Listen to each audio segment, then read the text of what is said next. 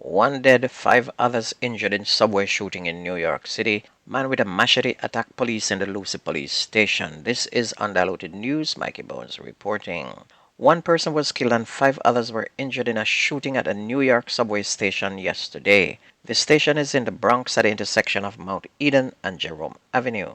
A New York Police Department spokesperson said that up to this morning no arrests have been made in the shooting.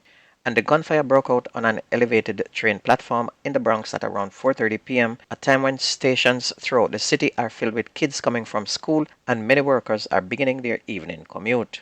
According to police sources, the incident is believed to have started as a fight aboard the northbound 4 train, which then spilled out onto the platform. Sources said some of the victims are innocent bystanders who were standing on the platform when the shots were fired.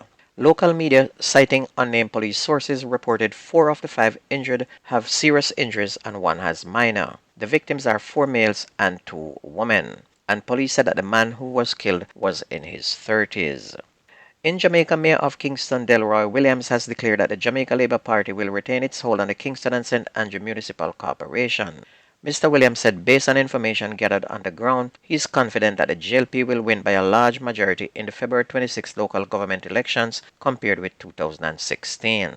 Mr. Williams said the ruling party will unseat several People's National Party councillors across the 2 parishes. And at the same time, the People's National Party said that it is confident it will perform well in Westmoreland. PNP General Secretary Dr. Dayton Campbell said the party has completed polls in 9 of the 14 Westmoreland divisions and will sweep all the divisions in the eastern section of the parish. And following the poll conducted by Market Research Services, Dr. Campbell said that the PNP will win the White House, the Darlington, Leamington, and Betheltown divisions in eastern Westmoreland. He also added that in all seats the PNP had double-digit leads. Dr. Campbell disclosed that the party leads comfortably in 3 of the 5 divisions in central Westmoreland as well. He said of the 9 divisions polled, the party leads in 7. And I was watching some videos last night in which it shows politicians going into communities and buying votes, and people actually are shown lining up, collecting and counting to make sure that they get the correct amount. Elections and politicians in Jamaica spell one word: corruption. 2 people are in custody following the seizure of a quantity of cocaine in Mandeville, Manchester on Sunday, and they are being held on reasonable suspicion of breaches of the Dangerous Drug Act. And it's reported that about 7 p.m., the police searched a car occupied by the individuals. This resulted in the discovery of 2.3 kilograms of cocaine that was hidden under the driver's seat. Both suspects were taken into custody and the vehicle seized. And the cocaine is valued at 70,000 US dollars or 11 million Jamaican dollars. The Area 3 Narcotics Division seized over 1,200 pounds of ganja during a snap operation in the Little Park district in St. Elizabeth on Saturday. And reports are that between the hours of 10 a.m. and 12, lawmen carried out an operation in the area, and upon their approach, 4 men ran from the site and escaped in bushes. The ganja was seized and was destroyed. The police said the illicit drug has an estimated street value of 12 million Jamaican, and no arrest was made. The 3 persons accused of being contract killers who were captured in the compound of the Petrojam oil refinery last November have now been charged for the alleged murder plot. The men were originally charged in November with possession of a prohibited weapon after they were caught lurking in the car parked off the refinery with 2 illegal guns. But Senior Superintendent Michael Phipps, commanding officer for the Kingston Western Police on the weekend, said that the men have now also been charged with conspiracy to murder following a top-level investigation.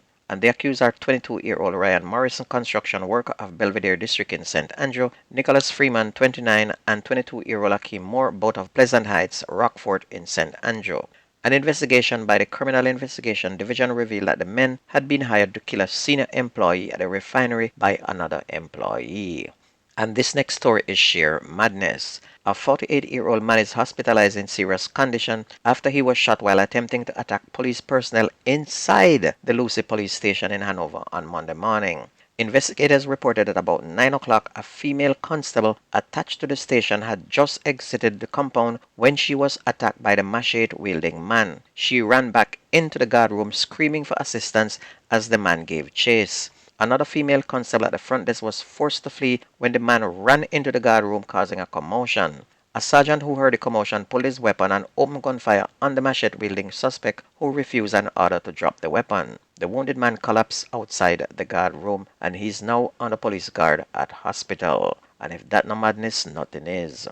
The Independent Commission of Investigations Indicom is now investigating a Portmore police sergeant after claims that he assaulted a man with a firearm during a domestic quarrel in St. Elizabeth on Sunday. He is also suspected of firing a gun in the incident that happened in Flaggerman Square in the Pedro Plains neighborhood. According to reports, the sergeant and the individual engaged in an apparent altercation at 12:45 a.m. The sergeant is accused of repeatedly hitting the victim in the face with his weapon, resulting in serious injuries.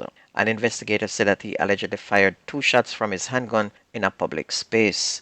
The incident was reported to the St. Elizabeth police and the sergeant's weapon has since been seized by Indicom.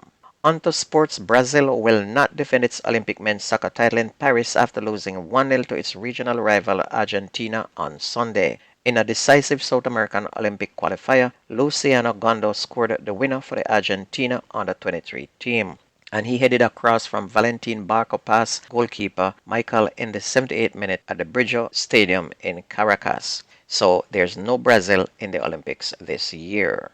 On the Jamaica Premier League, Cavalier remains at the top of the league, gaining 3 points on Sunday to move to 40 points after thrashing Limehall 4-0, while Mount Pleasant last night beat Harborview 2-1 to gain 3 points.